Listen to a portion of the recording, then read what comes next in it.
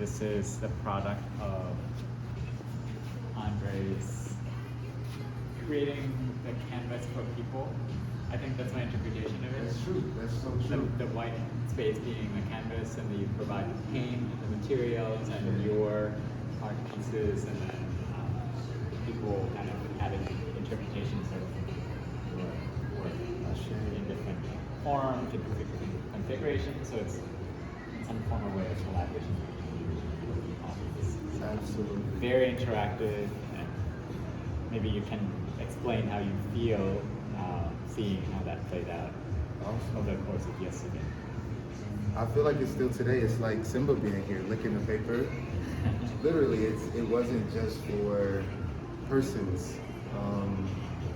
You hit it on the head. I think language always matters because that's often what connects the people. So in my traditions, I'm the oldest. I have 4 younger siblings. Shout out to Jerron, Brian, Jade, and Najee.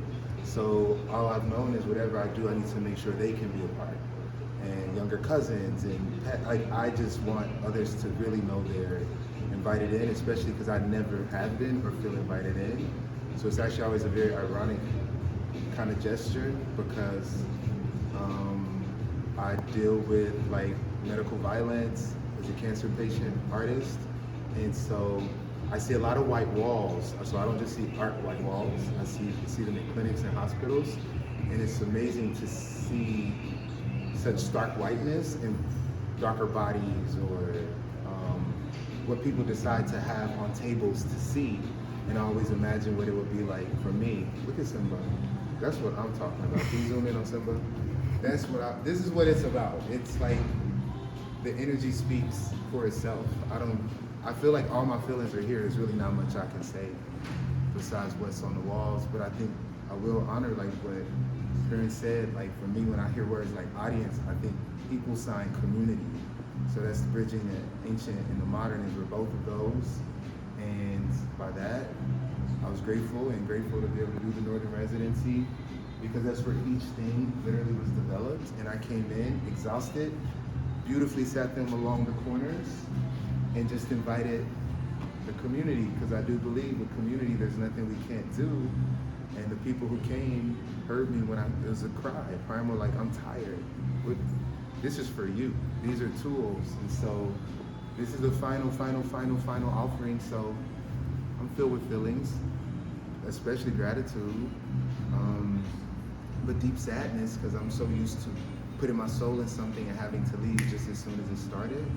But I feel, it's by design. It's the spring equinox and full moon in Virgo.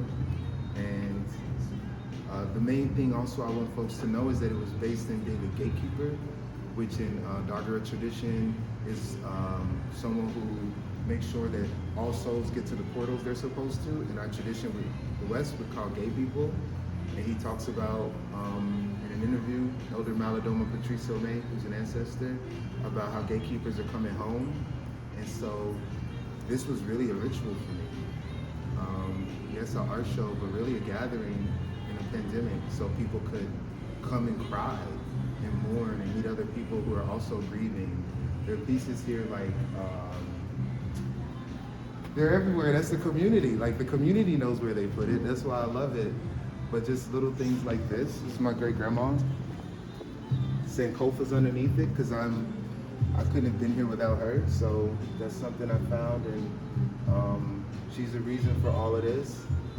And yeah, Sankofa, in order to move forward, we got to go back. So this is me going back, and I'm excited to see how this will be. So you can just like look around, but I give thanks. Thank you for being here, Samba. So I would say Samba. Silva, there is Samba up there. Yeah, Fico Vontade, that means welcome in Portuguese. So this is about welcoming people. We gotta welcome each other into our hearts and souls in a real way. And that's what I've done, so I feel very like, yeah, it's all here.